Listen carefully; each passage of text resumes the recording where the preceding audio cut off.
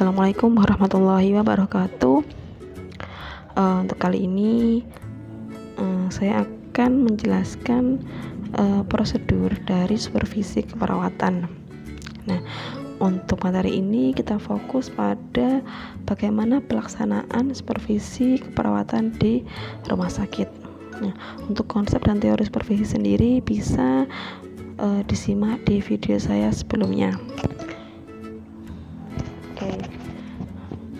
Sebelum menjelaskan terkait dengan alur supervisi, maka saya jelaskan terlebih dahulu terkait dengan siapa supervisor dan yang disupervisi. Baik, di sini ada arah panah dari atas ke bawah, yang mana yang di atas ini bisa mensupervisi yang di bawahnya ini. Nah, di kabit keperawatan bisa melakukan supervisi ke kepala per irna, entah irna bedah, irna medik, irna anak bisa. Kemudian kepala per irna bisa mensupervisi kepala ruangan. Kepala ruangan bisa mensupervisi perawat primer. Perawat primer bisa mensupervisi perawat asosiat. Karu pun boleh jika ingin mensupervisi PA. Kabit keperawatan pun bisa jika langsung mensupervisi kepala ruangan, ya. Yang penting masih dalam hierarki ini, ya. Yang paling atas jabatannya bisa mensupervisi yang di bawah. Tidak boleh kebalikan, bawah mensupervisi yang di atas, tidak boleh. Tidak boleh, ya. Jadi harus yang punyai jabatan lebih atas bisa mensupervisi yang punya jabatannya lebih rendah, ya. Seperti itu. Ini hierarkinya. Baik. Dalam kegiatan supervisi, ya, pun ada yang dinamakan prasupervisi atau persiapan sebelum dilakukan supervisi itu sendiri. Yang pertama, apa yang dilakukan oleh supervisor, ya. Supervisornya ngapain, ya? Yang pertama, menetapkan kegiatan. Kira-kira kegiatan apa yang ingin disupervisi oleh supervisor, kegiatan apa yang perlu diperbaiki. Tentunya dengan melakukan ini, ya, observasi, wawancara kepada perawat-perawat atau kepala ruangan. Kira-kira apa yang bisa dilakukan supervisi. Menetapkan tujuan dan kompetensinya, ya. Tadi jika sudah ada kegiatannya apa, maka kita bisa menentukan tujuan dan kompetensi apa yang harus dicapai oleh perawat setelah dilakukan supervisi tersebut, ya.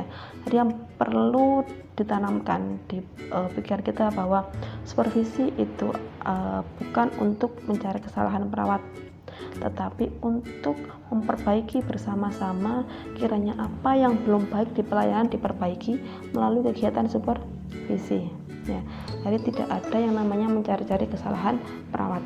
Semua itu dilakukan untuk memperbaiki pelayanan keperawatan di rumah sakit, ya. Setelah itu kemudian supervisor menentukan instrumennya, ya. Misalkan ternyata di akhir bulan Juli ini banyak perawat-perawat itu di ruangan anak gagal melakukan pemasangan infus pada bayi, ya, pada bayi.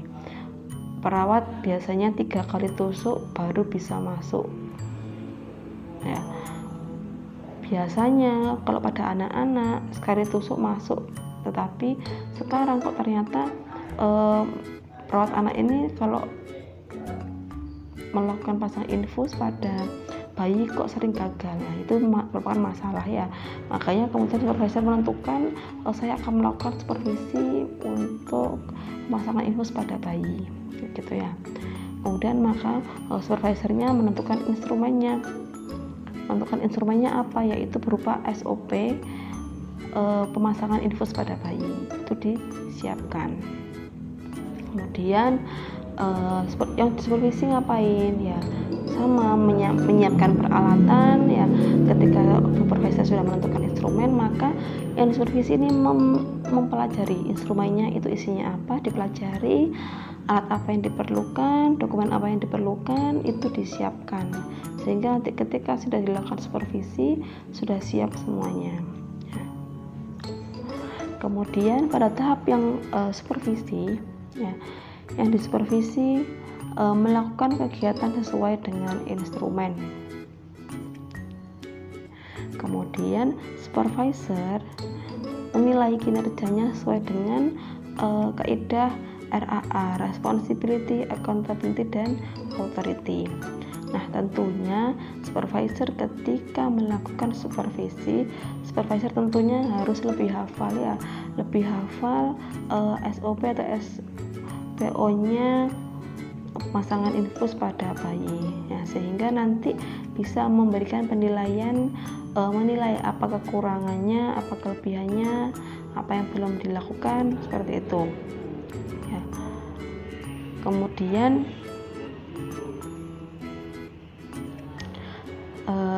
setelah perawat melakukan keterampilan tadi, maka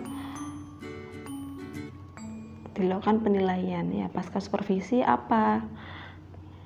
Supervisornya memberikan penilaian, namanya fair. Jadi tadi sudah saya lihat nurse A melakukan pemasangan infus pada bayi, ditemukan 2 kali tusuk baru bisa berhasil pemasangan infusnya. Maka di sini tadi sudah saya lihat bagaimana prosedurnya, persiapannya, pelaksanaannya, dan evaluasinya. Ternyata ada beberapa kekurangan sehingga saya memberikan nilai 75. Jadi supervisor harus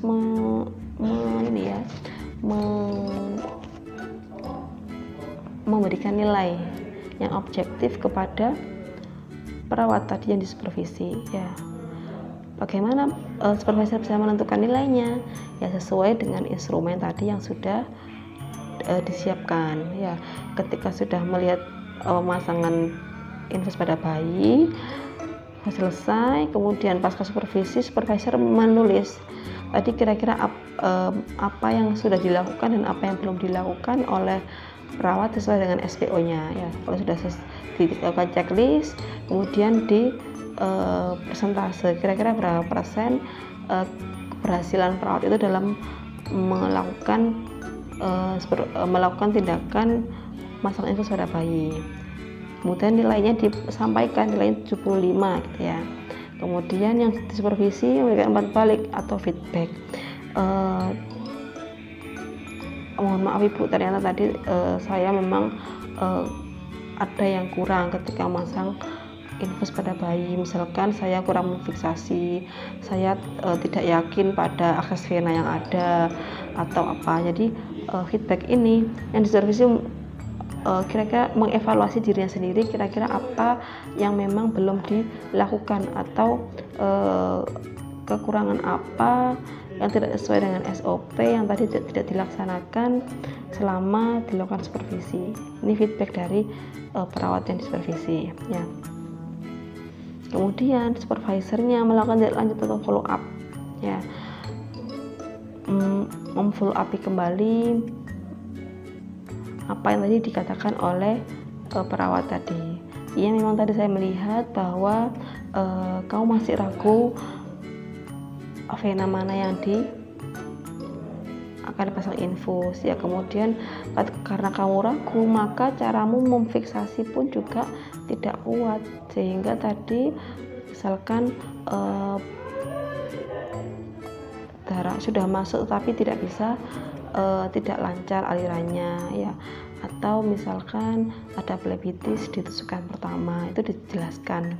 Nah, oke. Oleh karena itu nanti silahkan diperbaiki kembali bagaimana cara memasang infus pada bayinya. Kemudian nanti ada saran-saran dari yang melakukan supervisi. Supervisornya memberikan saran kiranya apa yang bisa dilakukan oleh perawat untuk meningkatkan kemampuannya atau keterampilannya dalam melakukan melakukan pemasangan infus pada bayi ya. Misalkan ruangan ini ternyata ini dari sekian 5 perawat yang disupervisi ternyata 4 orang itu nggak yakin akses venanya. Bisa jadi nanti kepala ruangan atau dari ini melakukan pengadaan vena viewer, bisa aja seperti itu. Jadi tidak hindari persepsi bahwa supervisi itu adalah mencari kesalahan dan menjudge keburukan perawat, bukan ya.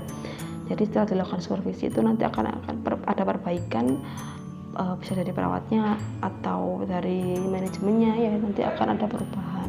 Itu yang diharapkan ya. Jadi supervisor memberikan saran, rekomendasi apa yang bisa dilakukan oleh perawat untuk meningkatkan keterampilannya dalam pemasangan infus itu ya. Dan misalkan hasilnya bagus, ketika supervisinya nilainya 95, berarti dia memberikan reward kayak gitu ya. Jadi mungkin itu yang bisa saya sampaikan terkait dengan pelaksanaan dari supervisi itu sendiri. Semoga memberikan pencerahan, memberikan manfaat. Saya akhiri. Assalamualaikum warahmatullahi wabarakatuh.